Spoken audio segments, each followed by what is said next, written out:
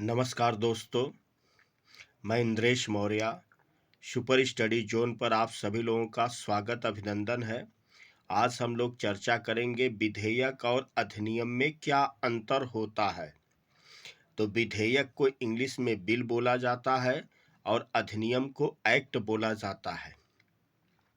तो हम यहाँ पर देखेंगे कि कोई भी कानून शुरुआत में विधेयक होता है और जब संसद के दोनों सदनों द्वारा अपेक्षित बहुमत से पास होकर के राष्ट्रपति के पास भेजा जाता है।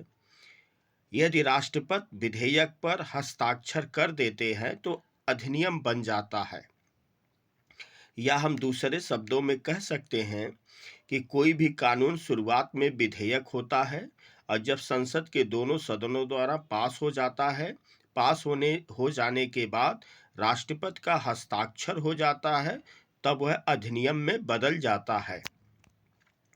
अब इसके बाद हम लोग आगे बढ़ते हैं, देखते हैं कि विधेयक किसे कहा जाता है। विधेयक तो सबसे पहले हम देखेंगे कि विधेयक की अंग्रेजी क्या आती है। तो विधेयक को अंग्रेजी में बिल बोला जाता है।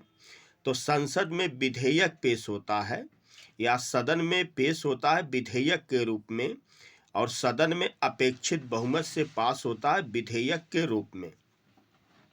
फिर अधिनियम कब होगा? तो विधेयक पास होने के बाद राष्ट्रपति के पास भेजा जाता है। यदि राष्ट्रपति की अनुमति मिल जाती है तो वह अधिनियम बन जाता है। अब यहाँ पर ध्यान देना होगा कि सभी विधेयक अधिनियम नहीं बनते हैं। वही विधेयक अधिनियम बनता है जिस पर राष्ट्रपति का हस्ताक्षर हो जाए। यह विशेष तौर से हमको ध्यान देना होगा कि सभी विधेयक जो है अधिनियम नहीं बनते हैं। वही विधेयक अधिनियम बनता है जिस पर राष्ट्रपति का हस्ताक्षर हो जाए। फिर इसके बाद हम देखेंगे कि विधेयक और अधिनियम की क्रम संख्या अलग अलग होती है। इस चीज को विशेष तौर से ध्यान रखना होगा कि विधेयक और अधिनियम की क्रम संख्या अलग अलग होती है। जैसे 105वां संविधान संशोधन है। 105वां संविधान संशोधन अगर विधेयक पूछा जाए तो संविधान संशोधन विधेयक 127 होगा, लेकिन संविधान संशोधन कितना होगा? 105 होगा। फिर इसी तरह से 104वां संविधान संशोधन को देखेंगे। अब इससे संबंधित विधेयक कौन है? तो संविधान संशोधन विधेयक 126वां है। आज हम लोग यहीं तक चर्चा करेंगे। जय हिंद।